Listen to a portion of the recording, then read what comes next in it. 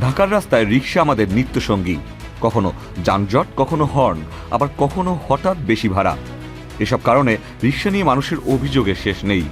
কিন্তু জানেন কি, লন্ডনের মানুষও এখন রিকশা নিয়ে বিরক্ত। সেখানে এই রঙিন লাইটে মোড়া মিউজিক বাজানো রিকশাগুলোকে বলা হয় পেডিক্যাব। দেখতে অনেক আকর্ষণীয় হলেও বাস্তবে এগুলো তৈরি করছে বেশ বড় রকমের ঝামেলা। পর্যটকদের কাছ থেকে কয়েক মিনিট রাইডের জন্য কয়েকশো পাউন্ড ভাড়া চাওয়া হয়।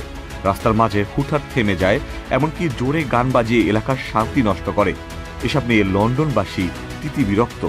দীর্ঘদিন ধরে অভিযোগ জমতে জমতে অবশেষে কর্তৃপক্ষ নড়ে চড়ে বসেছে।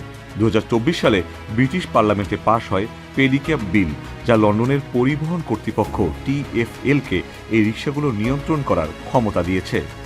কেসারেন শেকড় থেকে শিখরে। তাই সম্প্রতি সেই আইনের ভিত্তিতে একে একে আসতে চলেছে কড়া নিয়ম। যেমন, আর কোনো রিকশা জোরে গান বাজাতে পারবে না, ভাড়া নির্ধারিত হবে মিনিট ধরে, মানে কত সময় রাইড করবেন তার উপর নির্ভর করবে ভাড়া। প্রতি বছর বাধ্যতামূলকভাবে হবে টেকনিক্যাল পরীক্ষা, যেমন ব্রেক, টায়ার, লাইট সবকিছু চেক করা হবে। প্রতিটি রিকশায় লাগবে নাম্বার প্লেট। ড্রাইভারদের জন্য থাকবে driving test, medical check up আর ক্রিমিনাল রেকর্ড যাচাই। আর যাত্রী ওঠানো নামানোর ক্ষেত্রে কড়াকড়ি থাকবে, যাতে রাস্তায় বিশৃঙ্খলা না হয়।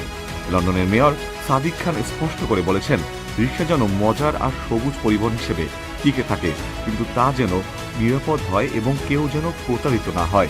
এখন চলছে লন্ডনবাসীর দ্বিতীয় দফা মতামত গ্রহণ। সব ঠিকঠাক থাকলে 2026 সালের শুরু থেকেই রিকশার এই নতুন নিয়ম কার্যকর হবে। অর্থাৎ ঢাকার মতো লন্ডনের রাস্তায়ও রিকশার রাজত্ব চললেও এবার সেটা হবে আইন আর শৃঙ্খলার মধ্যে। Ikhtiyar Ferdous, channel I.